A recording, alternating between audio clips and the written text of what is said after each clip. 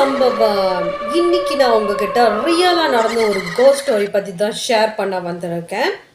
இந்த கதையை நம்ம கிட்ட சொன்னவங்க பேர் பார்த்தீங்கன்னா ரவி. ஆனால் இது ரவிக்கு நடந்துச்சா பார்த்தீங்கன்னா இல்லை, ரவியோட ஃப்ரெண்டு சிவாக்கு நடந்த ஸ்டோரி தான் இது. ஸ்டாரிக்குள்ளே போகிற முன்னுக்கு நிறைய பேர் என் சேனலை பார்க்குறீங்க, ஆனால் சப்ஸ்கிரைப் பண்ண மாட்டேறீங்க. இருந்தாலும் போன வீடியோவில் நான் சொல்லியிருந்தேன் சப்ஸ்கிரைப் பண்ணுங்க அப்படின்னு. என் பேச்சை மதித்து இத்தனை பேர் என் சேனலை சப்ஸ்கிரைப் பண்ணியிருக்கீங்க. உங்கள் எல்லாத்துக்குமே ரொம்ப நன்றி. இன்னமும் சப்ஸ்கிரைப் பண்ணாமல் தான் பார்ப்பேன்னு நிறைய பேர் இருக்கீங்க பார்த்தீங்களா? மறக்காமல் ஒரு சப்ஸ்கிரைப் பட்டனை தட்டி விட்டுடுங்க.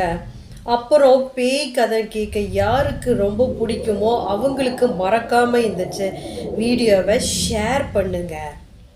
வாங்க நம்ம ஸ்டோரிக்குள்ளே போகலாம்.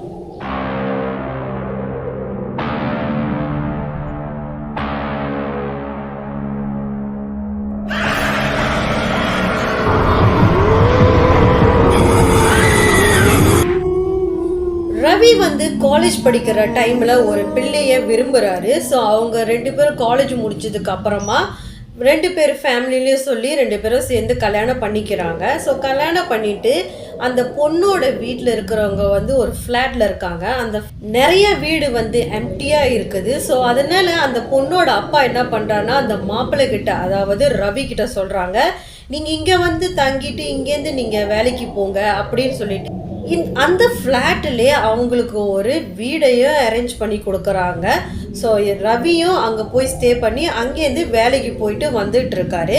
அந்த இடம் புதுசுன்றதுனால ரவிக்கு அங்கே எந்த ஒரு ஃப்ரெண்டுமே இல்லை. ரவி தங்கியிருக்கிற ஃப்ளோர் 7th ஃப்ளோரு. ஸோ ஒரு நாள் என்ன ஆகுதுன்னா 6வது ஃப்ளோரில் இருக்கிற ஒரு ஃப்ரெண்டு, அவர் பேர் சிவா, ஆக்சுவலி ஃப்ரெண்டு கிடையாது சிவா, அவர் ரவியை பார்க்குறாரு. ஸோ பார்த்து ரெண்டு பேரும் சிரிக்கிறாங்க, பேசுகிறாங்க. அதுக்கப்புறம் போக போக ரெண்டு பேரும் வெளியில் போகிறாங்க, வராங்க, ஃப்ரெண்டாக ஆயிட்டாங்க. அதுக்கப்புறம் அவங்க வெளியில் சேர்ந்து தான் போயிட்டு வந்துட்டு இருப்பாங்க. ஒரு நாள் என்ன ஆகுதுன்னா, சில மாதங்கள் ஆனதுக்கு அப்புறமா சிவா வேலை செய்கிற இடத்துல அவருக்கு கொஞ்சம் ப்ராப்ளம். ஸோ அதனால் அவர் வேலை விட்டு நிற்க போகிறாரு. அப்போ அவர் என்ன ரிக்வெஸ்ட் பண்ணுறாருனா ரவி கிட்ட, உங்ககிட்ட ஆஃபீஸில் ஏதாவது வேலை இருந்தால் எனக்கு ரிக்வெஸ்ட் பண்ணு, நான் அவங்க கூட சேர்ந்து வேலைக்கு வரேன் அப்படின்னு சொல்லி பேசுகிறாங்க. ஸோ அதையும் ரவி சரின்னு சொல்லிட்டு ரவி என்ன பண்ணுறாருனா ஆஃபீஸில் போயிட்டு பேசி நம்ம சிவாவுக்கு ஒரு வேலையும் வாங்கி கொடுத்துட்றாரு. அதுக்கப்புறம் ரெண்டு பேரும் ஒரே பைக்கில் போயிட்டு தான் வேலைக்கு போயிட்டு வந்துட்டுருக்காங்க. இவங்க ரெண்டு பேர்த்துக்குமே தனித்தனி பைக் இருந்தாலுமே ஒரே வேலை செய்கிற இடத்துலனால ரெண்டு பேரும் ஒரே பைக்கில் போயிட்டு தான் வந்துட்டு இருந்தாங்க. ஸோ இந்த சிவாவை நீங்கள் எடுத்துக்கிட்டிங்கன்னா, சிவாவோட ஒய்ஃபு பேர் ஜோதி. இவங்க கல்யாணம் பண்ணி 2 வருஷம் ஆகுது. ஆனால் ரவி கல்யாணம் பண்ணி இப்போ தான் 4 மாதம் ஆகுது. அப்போ இவங்க சிவா இருக்காங்கள, இவங்களோட மாமியா மாமனார் வீட்டுக்கு அடிக்கடி வந்துட்டு போகுவாங்க. வர்றப்பெல்லாம் கேட்டுகிட்டே இருப்பாங்க, ஏதாவது விசேஷம் இல்லையா அப்படின்ட்டுன்னு. விசேஷம்னா என்னன்னா அவங்களுக்குள்ளே ஏதாவது குழந்தை உருவாகுதா இல்லையா அப்படின்னு சொல்லி அவங்க கேட்டுட்டு போகிறாங்க. ஸோ இதை தெரிஞ்சு சிவாவும் அவங்க ஒய்ஃபு ஜோதியும் அவங்க மனசுக்குள்ளே ரொம்ப பெயினாக இருந்திருக்கு. இந்த மாதிரி கேட்குறாங்களே, 2 வருஷம் ஆச்சு நமக்கும் பிள்ளை இல்லையேன்னு ரெண்டு பேரும் மனசுலையும் தனித்தனியாக இருந்திருக்கு. ஆனால் ரெண்டு பேருமே அதை பற்றி பேசாமலே இருந்திருக்காங்க. இந்த விஷயம் மூலியமாக தான் இவங்களுக்கு ஒரு பெரிய இடியே விழுந்திருக்கு. அப்படியே சில நாட்கள் ஆகிக்கிட்டு போகுது. ஸோ அதுக்கப்புறம் என்ன ஆகுதுன்னா, இந்த ஜோதியும் சிவாவும் இருக்காங்களா, இவங்க ரெண்டு பேருமே சொல்லிக்கிறாங்க, உனக்கு தான் குறை இருக்குது, அதனால தான் பிள்ளை பிறக்க மாட்டுது அப்படின்னு சொல்லி ரெண்டு பேருமே ஆகிய பண்ணி சண்டை போட்டுட்டு இருக்காங்க. அப்புறமா அவங்க என்ன முடிவு எடுக்கிறாங்கன்னா, நம்ம ரெண்டு பேருமே ஹாஸ்பிட்டலில் போய் செக் பண்ணுவோம், யாருக்கு ப்ராப்ளம் இருக்குன்னு தெரிஞ்சிடும் அப்படின்னு சொல்லி முடிவெடுத்துட்டு ரெண்டு பேருமே ஒரு நாள் ஹாஸ்பிட்டலுக்கு போகிறாங்க. அங்கே போய் செக் பண்ணி பார்க்குறாங்க. குறை சிவா கிட்ட தான் இருந்திருக்கு. இவருக்கு ஹியூமன் குளோபியும் குறைவாக இருக்குது. ஸோ ஸ்பெர்ம் கவுண்டிங்கும் ரொம்ப குறைவாக இருக்குது. இப்போ இருக்கிற டைமில் இதெல்லாமே சர்வசாதாரணம். உணவை சேஞ்ச் பண்ணாலே அவங்களால சீக்கிரம் குழந்தை பெற்றுக்க முடியும். ஆனால் இதை பற்றி அறியாமல் இருந்த இந்த ஜோதி என்ன பண்ணுறாங்கன்னா, டெய்லி அவங்க புருஷனை போட்டு டார்ச்சர் பண்ணுறது, சண்டை போட்டுக்கிட்டு உன் மேலே தான் உன்கிட்ட தான் குறை இருக்குது அப்படி இப்படின்னு சொல்லி அவரை ரொம்ப டார்ச்சர் பண்ணி கஷ்டப்படுத்திட்டு இருந்திருக்காங்க. சிவா மனசு கஷ்டமா இருக்கிறப்பெல்லாம் அவரோட ஃப்ரெண்டான ரவி கிட்ட சொல்லி தான் அவரு அழுந்துகிட்டு இருப்பாரு. நல்லா போய்கிட்டு இருந்த அவங்க லைஃப்பில் ஒரு குழந்தை விஷயம்னால ரொம்பவே அவங்களுக்கு வந்து சண்டை வந்துக்கிட்டே தான் இருக்குது. ஸோ டெய்லி இவங்க சண்டை போட்டுட்டு இருக்கிறதுனால அந்த 6th ஃப்ளோரில் இருக்கிறவங்க எல்லாருமே காலையிலே வந்து கம்ப்ளைண்ட் பண்ணிக்கிட்டே இருப்பாங்க. ஏன் நீங்கள் 2 பேரும் கத்திக்கிட்டு சண்டை போட்டுக்கிட்டே இருக்கீங்க, எங்களுக்கு ரொம்ப டிஸ்டர்பன்ஸாக இருக்குது அப்படின்னு சொல்லி கத்திக்கிட்டு போயிட்டே இருப்பாங்க. யார் என்ன சொன்னாலும் இந்த ஜோதி வந்து அவங்க கேரக்டரை மாற்றிக்கிறதே இல்லை. ஏன் மேலே தான் அவர் குறை சொன்னார், அதனால தான் அவங்களுக்கு வந்து ரொம்ப கோவம். எப்போ பாரு அவங்கள தரமட்டமாக பேச ஆரம்பிச்சுட்டாங்க. ஸோ நம்மளோட சிவாவும் என்ன பண்ணுவார்னா அவரோட வேதனையை போயிட்டு அவரோட ஃப்ரெண்டுக்கிட்ட சொல்லி அழுந்துக்கிட்டு இருப்பார். அதுக்கப்புறம் என்ன ஆச்சுன்னா இவங்க 2 பேரும் பயங்கரமாக சண்டை போட்டுட்டு இருக்காங்களே. ஒரு நாள் என்ன ஆகுதுன்னா இந்த ஜோதி என்ன பண்ணிட்டாங்கன்னா ரொம்ப தரக்குறைவாக பேசிட்டு இல்லாமல் இவங்க என்ன பண்ணிட்டாங்கன்னா அவரை வந்து நீ ஒரு கே, உன்னால தான் குழந்தைய பெற்றுக்க முடியாது, நீ ஒரு கே அப்படின்னு சொல்லிட்டாங்க. ஸோ கேன்னு சொன்னானே நீ ஒரு ஆம்பளையே இல்லை அப்படின்னு சொல்லிட்டாங்க. அப்படி சொன்ன கையோட அவர் வந்து ரொம்ப ஆக்ரோஷமாக 2 பேரும் சண்டை போட்டுட்டு இருக்காங்க. இவங்க சண்டை போடுற சத்தம் 7வது லெவலில் இருக்கிற அவங்களோட ஃப்ரெண்டு ரவிக்கு தெரிஞ்சு விளங்கிருச்சு. உடனே ரவியும் அவங்க ஒய்ஃபும் வேகமாக கீழே இறங்கி வந்து 2 பேர்த்தையும் சமாதானப்படுத்தி வச்சுட்டு படுக்க வச்சுட்டு இவங்க 2 பேரும் மேலே போயிட்டாங்க அவங்க ரூமுக்கு. ஸோ மக்கேனால என்ன நடக்குதுன்னா நார்மலாக இந்த சிவாவும் ரவியும் வந்து அவங்களோட ஷெட்யூல் டைம் வேலை டைம் என்னன்னு பார்த்தீங்கன்னா காலையில் 6 மணிலேருந்து மத்தியானம் 3 மணி வரைக்கும் அவங்க வேலை. ஸோ இவங்க என்ன பண்ணுவாங்கன்னா விடியகாலே வேலைனே எழுந்துச்சு 4:30 மணிக்கெலாம் கிளம்பி அந்த இடத்துலேருந்து கிளம்பி போயிடுவாங்க. அப்போ நம்மளோட ரவி என்ன பண்ணுறாருனா அவரும் குளிச்செல்லாம் கிளம்பிட்டு லிஃப்ட்டில் தான் இறங்கி கீழே வராரு. ஸோ கீழே வந்துட்டு என்ன சிவாவை காணுன்னு சொல்லி கூப்பிட்றாரு. அப்போ உடனே அவர் சொல்கிறாரு இன்றைக்கி ஒரு நாள் நான் லீவ் எடுத்துக்கிறேன் அப்படின்னு சொல்கிறாரு. ஸோ இவரும் கேஷுவலாக எடுத்துக்கிட்டு சரின்ட்டுன்னு வேலைக்கு கிளம்பி போயிட்டாரு. அதுக்கப்புறம் ரவி வேலை முடிஞ்சு 3 மணிக்கு வராரு. ஸோ வந்து பக்கிங் போட்ட கையோட அந்த பக்கத்தில் வந்து அந்த அனிமல்ஸ் எல்லாம் ஒரு பார்க் மாதிரி இருக்கும், கூட்டிகிட்டு போகிறது அந்த மாதிரி இடம் இருக்கும். அப்போ இந்த சிவா இருக்காங்களா அவங்க வீட்டில் வளர்க்குற ஒரு பப்பி வந்து அந்த இடத்துல நின்றுக்கிட்டு அங்கேயும் குலைச்சிக்கிட்டு எங்கே போகிறது தெரியாமல் முழிச்சிட்டு இருந்திருக்கு. அதை பார்த்துட்டு ரவி உடனே என்ன பண்ணார்னா சரின்னு அதை கூட்டிக்கிட்டு 6th ஃப்ளோருக்கு போகிறாரு. அதாவது சிவாவோட வீட்டுக்கு போகிறாரு. அங்கே போய் பார்க்குறாங்க வீடு சாத்தியிருக்கு. ஸோ சாத்தி இருந்தானா அவர் என்ன நினச்சிட்டா இது பயங்கரமாக சண்டை நடந்துச்சுல, அதனால மேபி ஜோதி வீட்டுக்கு போயிருப்பாங்க போல் அப்படின்னு நினச்சிட்டு இவர் வந்து 7th ஃப்ளோரில் அவரோட வீட்டுக்கு அந்த பப்பியை கூட்டிகிட்டு போகிறாரு. அப்போது ரவி வீட்டுக்கு கூட்டிகிட்டு போனேன்னா அவங்க ஒய்ஃப் உடனே கேட்குறாங்க எங்கே அந்த அண்ணனை காணுமாமே அப்படின்னு சொல்லி கேட்குறாங்க. மேபி சண்டை நடந்திருக்கோம் அதனால் எங்கேயோ போயிருப்பாங்க போல், அவங்க வீட்டுக்கு ஜோதி வீட்டுக்கு போயிருப்பாங்க போல் அப்படின்னு பேசிட்டு 2 பேருமே சேமாக தான் பப்பி வாங்கியிருக்காங்க, ஒரே நேரத்தில் தான் வாங்கியிருக்காங்க போல்.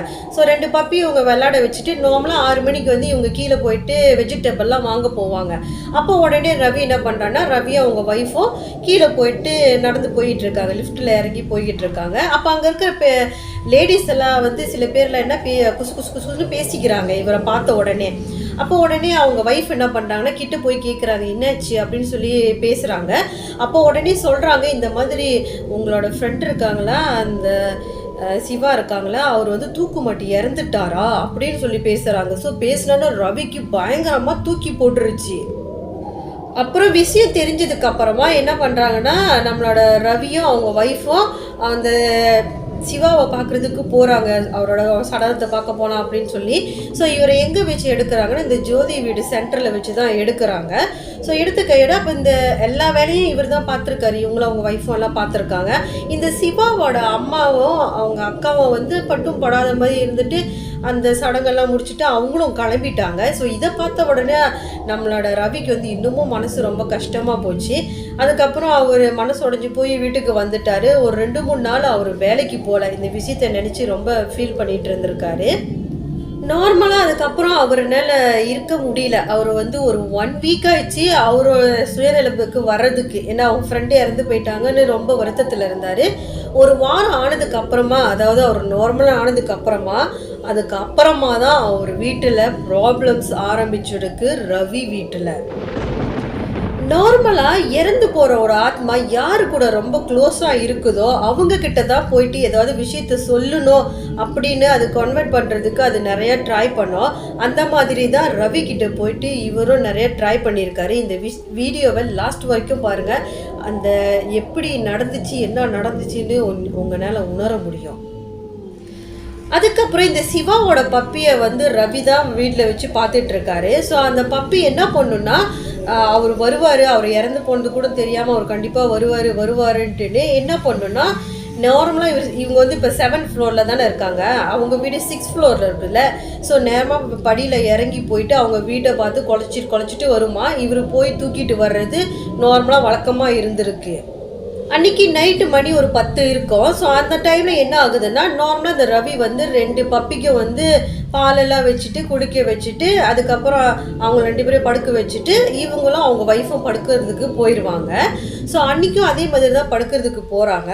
அப்போது என்ன ஆகுதுன்னா, திடீர்னு வந்து இந்த சிவாவோட பப்பி இருக்குல்ல, அந்த வீட்டு முன்னுக்கு போய் நின்று, இப்போ ஒருத்தவங்க விளாண்டாக்கா எப்படி அப்படியே சுற்றி அந்த பப்பி ஜாலியாக விளாடும், அந்த மாதிரி அங்கே யாருமே இல்லை. ஆனால் அந்த பப்பி வந்து சுற்றி அப்படியே விளாண்டுட்டு இருக்கு. ஸோ அதை பார்த்த உடனே இந்த ஹஸ்பண்ட் ஒய்ஃபுக்கு வந்து தெரிஞ்சிடுச்சு. ஆனால் தெரிஞ்சாலும் இவங்க வந்து அதை பெருசாக படுத்தலை. அப்போ வந்து அந்த பப்பியை பிடிச்சிட்டு வந்துட்டு படுக்க வச்சுட்டு இவங்களும் படுக்க போகிறாங்க. அதுக்கப்புறம் விடிய காலில் மணி எத்தனைன்னு தெரியல, அரௌண்ட் ஒரு 1 மணி இருக்கும். அந்த டைமில் என்ன ஆகுதுன்னா, அந்த பப்பி வந்து பெல்கோனி, அவங்க வீட்டு பெல்கோனிலேருந்து கீழே பார்த்தா கீழே உள்ள வீட்டு பெல்கோனி தெரியும். ஸோ இந்த பப்பி மேலேருந்து கீழே பார்த்து குலைச்சிக்கிட்டு இருக்குது. அப்போது ரவி என்ன பண்ணுறாருன்னா, போய் அந்த பப்பியை தூக்கிட்டு வரலான்னு சொல்லி அந்த பெல்கோனி கிட்ட போய் அந்த பப்பியை தூக்குறாரு. ஸோ தூக்குற டைமில் அங்கே என்ன நடக்குதுன்னா, கீழ் ஃப்ளோர் தானே இருக்குது. அந்த கீழ் ஃப்ளோரில் வந்து யாரோ வந்து ஓன்னு கத்தி வந்து அழுவுற சத்தத்தை அவர் கேட்டாலும் அவருக்கு அப்படியே நடுங்கி போனாலும் அதை அவர் வந்து பெருசுப்படுத்தாமல் அந்த பப்பியை தூக்கிட்டு வேகமாக உள்ளே பூந்துட்டு கதவு சாத்திட்டு குடுகுடுன்னு வராரு. ஸோ அந்த டைமில் என்ன ஆகுதுன்னா, நம்ம ரவியோட ஒய்ஃபு வந்து மெத்தையில் உக்காந்துக்கிட்டு பயந்து நடுங்கி போய் அவர் வர்ற இடத்தையே அவங்க பார்த்துக்கிட்டு உக்காந்துருக்காங்க. அவர் உடனே அந்த பப்பியை தூக்கிட்டு வேகமாக ரூமுக்குள்ளே ஓடி வந்து அவங்க ஒய்ஃபை வந்து அவர் கட்டி பிடிச்சிட்டாரு. ஆனால் அவங்க ஒய்ஃப் வந்து நார்மலாக கொஞ்சம் தைரியசாலி தான். அவங்களுக்கே பயம் வந்துருச்சு அந்த சத்தத்தை கேட்டு. அப்போ 2 பேரும் பயந்துக்கிட்டு நிற்கிறாங்க, எப்படா அந்த சத்தம் நிற்கும் அப்படின்ட்டுன்னு. இருக்க அந்த சத்தம் வந்து அதிகமாக கேட்க தான் ஆரம்பிச்சிருக்கு. அதுக்கப்புறம் என்ன ஆகுதுன்னா, ரவியோட ஒய்ஃபுக்கு வந்து அதை பெருசாக பயந்துக்கிட்டு இருக்காங்க. அவங்க உடனே என்ன பண்ணுறாங்கன்னா சொல்கிறாங்க, ஏன்னா அவங்க அம்மா வீடு அங்கே தானே இருக்குது, அந்த ஃப்ளோரில் தான் இருக்கிறாங்க, கொஞ்சம் கீழே இருக்காங்க அடுத்த ஃப்ளோரில் அந்த மாதிரி. அப்போ உடனே என்ன பண்ணுறாங்கன்னா, அவங்க சொல்கிறாங்க, நான் இங்கே இருக்க மாட்டேன், எனக்கு ரொம்ப பயமாக இருக்குது, நான் எங்கள் அம்மா வீட்டுக்கு போகிறேன், வாங்க போகலாம் அப்படின்னு சொல்லி கூப்பிட்டானே. சரின்ட்டு ரவியும் சரி போகலாம் அப்படின்னு சொல்லிட்டு 2 பப்பியும் தூக்கிக்கிட்டு இவங்க 2 பேரும் வெளியில் போகிறாங்க. ஸோ வெளியில் போய் கதவு சாத்துற அந்த கேப்பில் என்ன நடக்குதுன்னா, அந்த சிவாவோட பப்பி மட்டும் வீட்டுக்குள்ளே மறுபடியும் ஜம்ப் பண்ணி வீட்டுக்குள்ளே ஓடுது. ஸோ இவர் எவ்வளோ பிடிக்க ட்ரை பண்ணுறாரு, அது பிடிக்க முடியல. அது வீட்டுக்குள்ளே அங்கிட்டு இங்கிட்டு அப்படி இப்படியே ஓடிட்டு இருக்கிறதுனால சரி இது இங்கே கிடக்கட்டும் அப்படின்னு சொல்லிட்டு கதவை சாத்திட்டு இவங்க 2 பேருமே வேகமாக அவங்க அம்மா வீட்டுக்கு போகிறாங்க. ஸோ கீழே போகும்போது உடனே அவங்க சொல்லிக்கிறாங்க, அவங்ககிட்ட சொல்ல வேணாம், சொன்னால் அவங்க பயந்துருவாங்க. ஸோ ஃபர்ஸ்ட் டைம் நடக்கிறதுனால நம்ம ஏதோ சொல்லிக்க வேணாம் அப்படின்னு சொன்னானே. சரி அண்ணா அவங்க ஒய்ஃபை ஒத்துக்கிட்டு போய் அவங்க வீட்டில் படுத்து தூங்குறாங்க. ஆனால் ரவிக்கு வந்து தூக்கமே வரல, அவர் வந்து ரொம்ப பயந்து போய் கிடக்கிறாரு. அப்போது அவங்க பயந்து போயிருந்தானா மக்கியா நாள் காலையில் ஆனானே. அப்புறம் என்ன ஆகுதுன்னா, அவங்க இந்த சத்தம் வந்து ரவிக்கும் அவங்க ஒய்ஃபுக்கும் மட்டும் கேட்கல, அந்த ஃபுல் அப்பார்ட்மெண்ட்டுக்கே கேட்டிருக்கு அந்த பேய் அழுகிற சத்தம். அதுக்கப்புறம் வந்து நிறைய பேர் ரவிக்கிட்டே வந்து சொல்ல ஆரம்பிச்சிட்டாங்க, இந்த மாதிரி உங்கள் ஃப்ரெண்டோட ஆவி தான் அந்த அழுகுது போல், உங்களுக்கு சத்தம் கேட்டுச்சா, எதுக்கு நீங்கள் போய் மாமியார் வீட்டில் போய் படுத்தீங்க அப்படின்னு சொல்லி கேட்குறது. அப்போ உடனே ரவி சொல்லியிருக்காரு, அப்படியெல்லாம் ஒன்றும் கிடையாது, அவரோட ஆத்மாலாம் ஒன்றும் இங்கே தெரியல, எங்களுக்கு ஒரு சத்தமும் ஒன்றும் கேட்கல, தேவையில்லாமல் நீங்கள் அவரை தப்பாக புரிஞ்சிக்காதீங்க அப்படின்னு சொல்லி திட்டி விட்டுட்டு இவர் பாட்டுக்கு அவங்களோட வீட்டுக்கு போகிறாங்க. ஸோ அந்த பப்பி இருக்குதுல்ல, அவங்க மேலே விட்டுட்டு வந்தாங்களே, அந்த பப்பி வந்து விடிய காலையில் 3:30 மணி வரைக்கும் கத்திக்கிட்டே தான் இருந்திருக்கு அந்த பெல்கோனியில் நின்றுக்கிட்டு. அப்போது இவருக்கு புரிஞ்சிருச்சு, ரவிக்கு வந்து புரிஞ்சிருச்சு, நம்மளோட ஃப்ரெண்டோட ஆத்மா வந்து இங்கே தான் திரிஞ்சுக்கிட்டு இருக்குது அப்படின்னு அவருக்கு புரிஞ்சிருச்சு. அன்னைக்கு நைட்டு முடிஞ்சு மக்கியானால என்ன நடக்குதுன்னா, ரவி வந்து நார்மலாக வேலைக்கு கிளம்புவார்ல விடிய காலையில் 3:30 மணி போல். ஸோ அதே மாதிரி அவரும் வேலைக்கு கிளம்பி லிஃப்ட்டில் ஏறி போகிறாரு. ஸோ லிஃப்ட்டில் ஏறி அவர் நேராக கிரவுண்ட் ஃப்ளோர் தான் தட்டியிருக்காரு. ஸோ கீழே இறங்கின கையோடைய லிஃப்ட்டு வந்து 6th ஃப்ளோரில் வந்து ஓப்பன் ஆயிடுது. ஓப்பன் ஆகிட்டு ஒரு எத்தனையோ செகண்டில் மறுபடியும் க்ளோஸ் ஆயிருக்கு.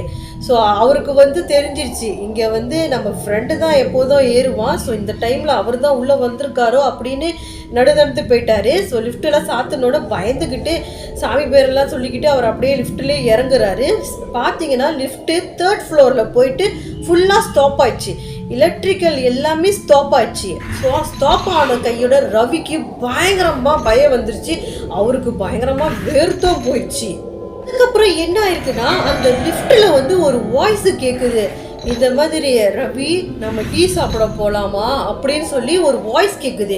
இது வந்து அந்த சிவாவோட வாய்ஸ் தான். நான் நார்மலாக இவங்க வேலைக்கு கிளம்பும் போது டீ சாப்பிட்டு போகலாமா இந்த மாதிரி கேட்பாங்களா, அப்படி பேசிகிட்டே சரி டீ சாப்பிட்டு போகலான்னு கீழே இறங்கினோன்னே அந்த ஃப்ளாட் பக்கத்துலேயே ஒரு டீ கடை இருக்குமா. ஸோ அந்த மாதிரி கேட்டோட இவருக்கு பயந்து போச்சு, பயங்கரமாக கத்திட்டாரு. ஆனால் அங்கே வந்து இந்த லிஃப்ட்டு ஆப்ரேட் பண்ணுறவங்களாம் இருக்காங்க. ஸோ கொஞ்ச நேரத்துலேயே அவங்க வந்து லிஃப்ட்டு ஜென்ரேட்லாம் போட்டு லிஃப்ட்டை வந்து ஓப்பன் பண்ணி விட்டாங்க. ஸோ லிஃப்ட்டு ஓப்பன் பண்ணி விட்டானா அந்த லிஃப்ட்டுக்குள்ளேயே வந்து ஒரு கண்ணாடி மாதிரி இருக்கும். அந்த கண்ணாடியில் வந்து அவர் சிவாவோட உருவத்தை அப்படியே தத்துருவமாக பார்த்துருக்காரு. அடுத்த செகண்டே இவர் வந்து கத்தி வேகமாக அப்படியே மயக்கம் போட்டு விழுந்துட்டாரு. ஸோ லிஃப்ட்டு வந்து நார்மலாக ஆன் பண்ணி விட்டாங்கல்ல, அது வந்து அவருக்கு தெரியாது, அவர் தான் மயக்கம் போட்டு விழுந்துட்டாரு. ஸோ ஆன் பண்ணி விட்டானா கீழே போயிட்டு அதுவே கிரவுண்ட் ஃப்ளோரில் போயிட்டு நின்றுருச்சு. இவர் கத்து வந்து அங்கே இருக்கிற பக்கத்தில் இருக்கிறவங்க எல்லாத்துக்கும் விளங்கியிருக்கு போல். ஸோ உடனே என்ன பண்ணாங்கன்னா, லிஃப்ட்டு ஓப்பன் ஆகணுன்னு அவரை தூக்கி தண்ணியெல்லாம் தெளித்து விட்டுட்டு அப்போ உடனே சொல்கிறாங்க, நீங்கள் பயத்தில் மயக்கம் போட்டீங்க போல் அப்படின்னு சொல்கிறாங்க. ஆனால் அங்கே இருக்கிறவங்க வந்து எல்லாத்துக்குமே தெரியுது இது வந்து இந்த சிவாவோட ஆவி செய்கிற வேலை தான்ட்டுன்னு அங்கே உள்ளவங்களுக்கு தெரிஞ்சிருச்சு.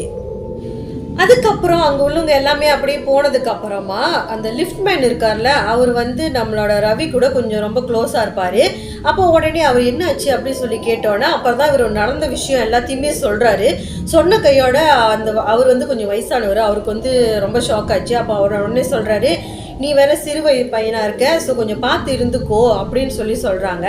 ஸோ இந்த மாதிரி சத்தம்லாம் கேட்டது கையோட அவங்க ஒய்ஃபு கீழே ஓடி வந்துட்டாங்க. அவங்க வந்துட்டு உடனே சொல்கிறாங்க, இன்றைக்கி நீங்கள் வேலைக்கு போக வேணாம், வாங்க வீட்டுக்கு அப்படின்னு சொன்னோன்னே இவரும் சரின்னு வீட்டுக்கு போயிட்டாரு. அந்த நாள் ஃபுல்லாக அவர் வேலைக்கு போகவே இல்லை.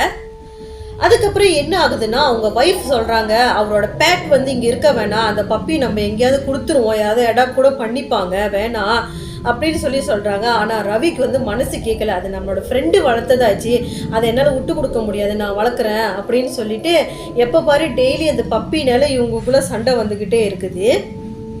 சரி அன்றைக்கி நைட்டு சாப்பிடுவோம் அப்படின்னு சொல்லிட்டு ஹஸ்பண்ட் ஒய்ஃப் 2 பேரும் உட்காந்து சாப்பிட்றாங்க. சாப்பிட்டு முடிச்சதுக்கு அப்புறமா ரவியோட ஒய்ஃப் என்ன சொல்கிறாங்கன்னா, நான் இன்றைக்கி இங்கே தூங்க மாட்டேன், எனக்கு ரொம்ப பயமாக இருக்குது, நேற்று பயங்கரமாகிடுச்சு, நான் எங்கள் அம்மா வீட்டுக்கு போய் படுக்க போகிறேன் அப்படின்னு சொல்லிட்டு உடனே போகிறாங்க. அப்போ உடனே நம்மளோட ரவி இருக்காங்களா, இவருக்கு வந்து ஆல்ரெடி தூக்கம் இல்லை நேற்றே.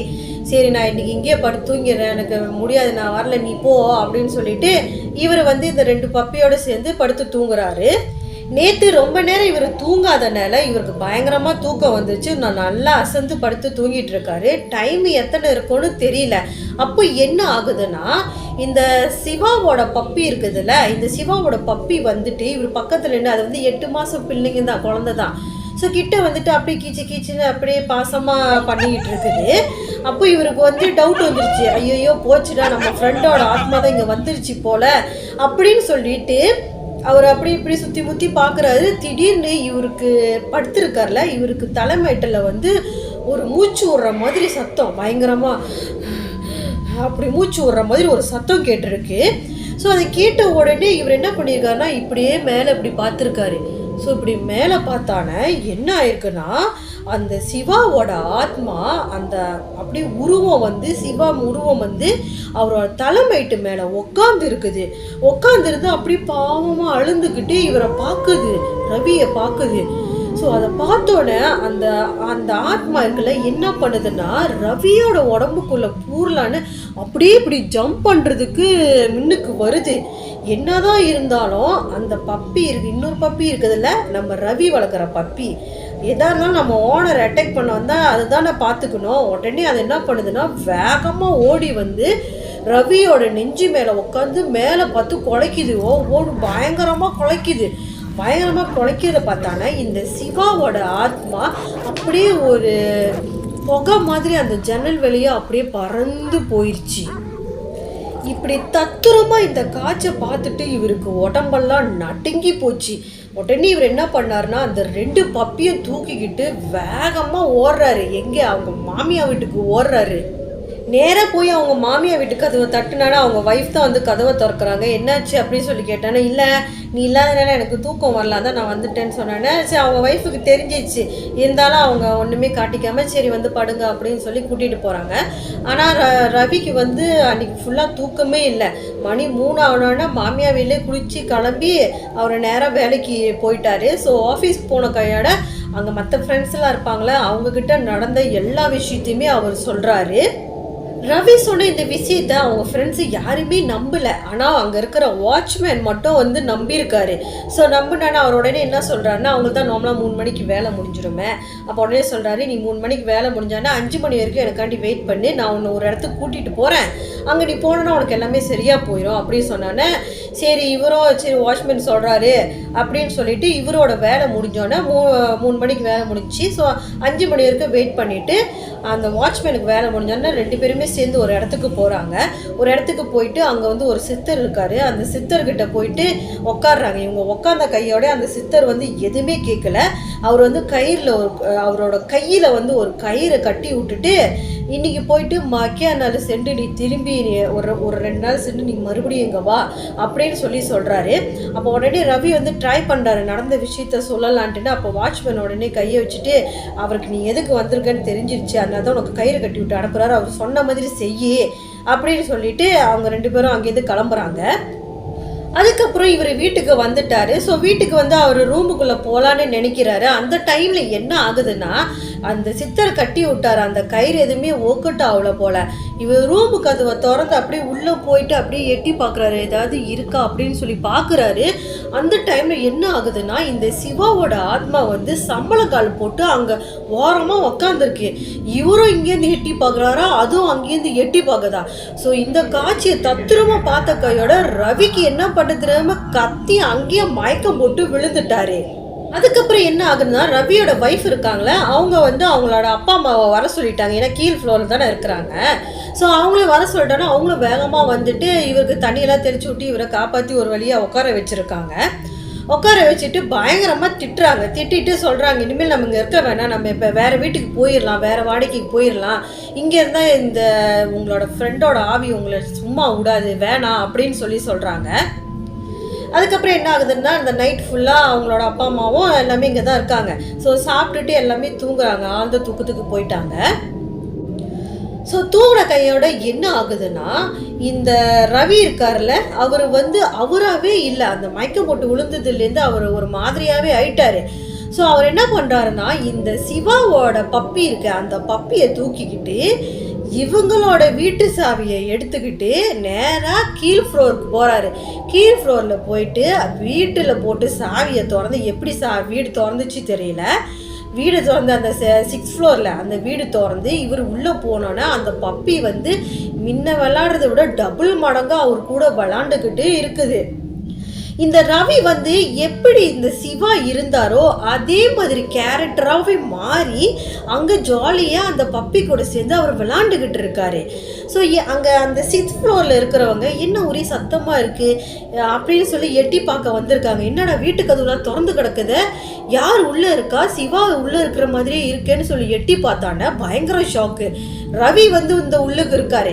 உடனே அவங்கெல்லாம் என்ன பண்ணுறாங்கன்னா வேகமாக 7th ஃப்ளோருக்கு போகிறாங்க. 7th ஃப்ளோரில் போயிட்டு அங்கே போய் பார்த்தா அங்கேயே வீடு திறந்தானே இருக்கும். ஏன்னா இவர் திறந்து விட்டு தானே வெளியில் வந்திருக்காரு. அப்போ உடனே இவங்க வந்து அங்கே உள்ளுக்கு போய் கூப்பிட்டு சொல்கிறாங்க, இந்த மாதிரி உங்கள் ஹஸ்பண்ட் வந்து கீழே போய் அவங்க சிவாவோட வீட்டில் உக்காந்துருக்காரு அப்படின்னு சொன்னாலும் இவங்களுக்கு பயங்கர ஷாக் ஆகி வேகமாக குடுகுடுன்னு கீழே ஓடுறாங்க. கீழே வேகமாக இறங்கி அந்த வீட்டுக்குள்ளே என்ட்ரி ஆக போகிறாங்க. அந்த கதவு எப்படி சாத்தினுச்சுன்னு தெரியல, கதவு சாத்திடுச்சு. கதவு சாத்தினோன்னா அங்கே இருக்கிறவங்களுக்குலாம் என்ன பண்ணுறது தெரியல, கதவு தட்டி தட்டி பார்க்குறாங்க, கதவு திறக்கவே முடியல.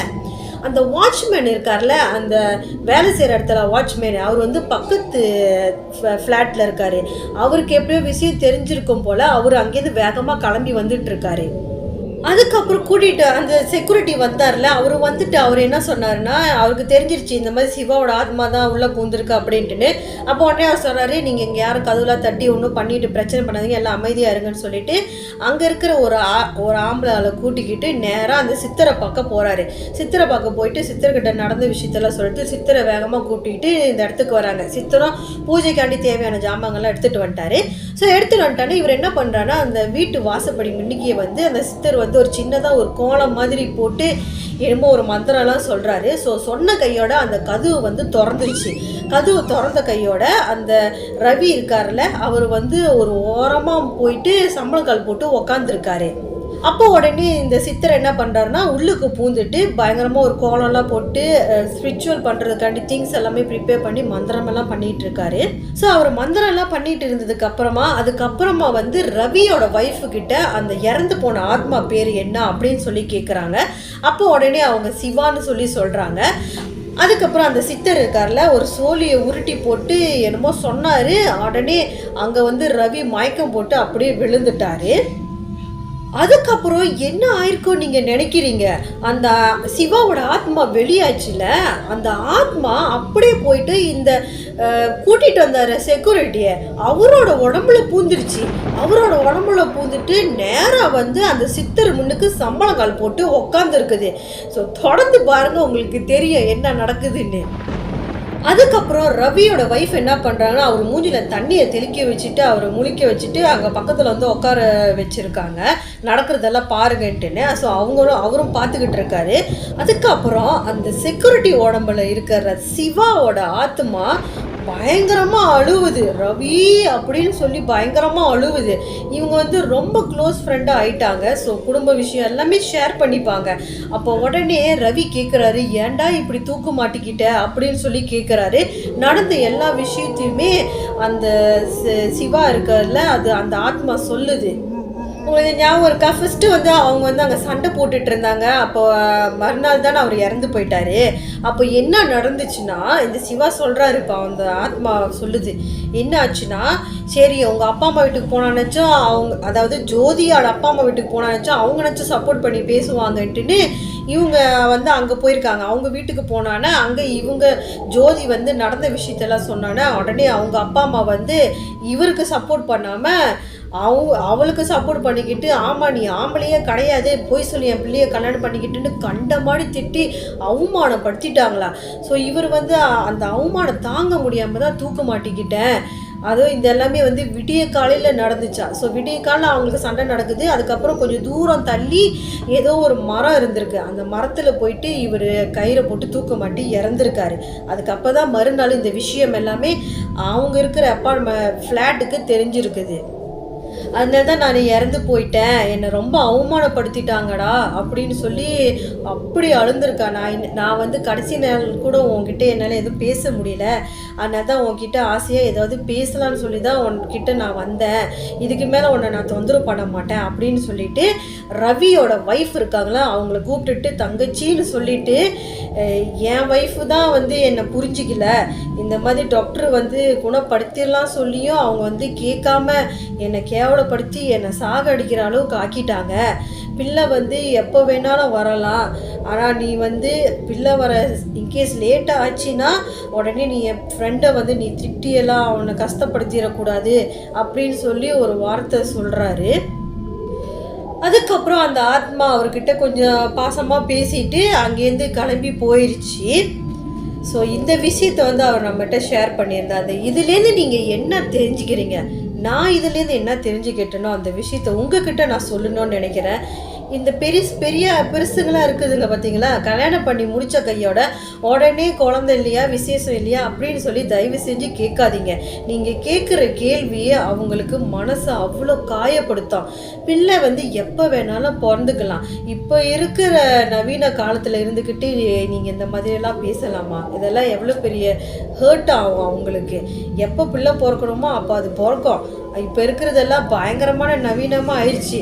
டேப்லெட்ஸ் ஆட்டாலே கொஞ்ச நாள்லே பிள்ளை பிறக்கிற மாதிரியெல்லாம் ஆயிடுச்சு. ஸோ இன்னமும் இந்த மாதிரி இருக்காதீங்க தயவு செய்து. அதுதான் நான் உங்ககிட்ட நான் சொல்ல விரும்புகிறேன். இப்போ பார்த்தீங்களா, தேவையில்லாமல் ஒரு உயிர் போயிடுச்சு. ஸோ இது வரைக்கும் என் சேனலில் பார்த்த உங்கள் எல்லாத்துக்குமே ரொம்ப நன்றி. யாரெல்லாம் என் சேனலை சப்ஸ்கிரைப் பண்ணாமல் இருக்கீங்களோ மறக்காமல் சப்ஸ்கிரைப் பண்ண தட்டி விட்டுடுங்கப்பா. இந்த கெட்டப் போடுறதுக்கே அவ்வளோ நேரம் ஆகும், கெட்டப் போட்டு செய்கிறேன். ஸோ மறக்காமல் சப்ஸ்கிரைப் பண்ணிவிடுங்க. அப்புறம் உங்களுக்கு தெரிஞ்சவங்களுக்கு மறக்காமல் இந்த வீடியோவை ஷேர் பண்ணுங்கள். அடுத்த கோஸ்ட் ஸ்டோரியில் நம்ம சந்திக்கலாம்.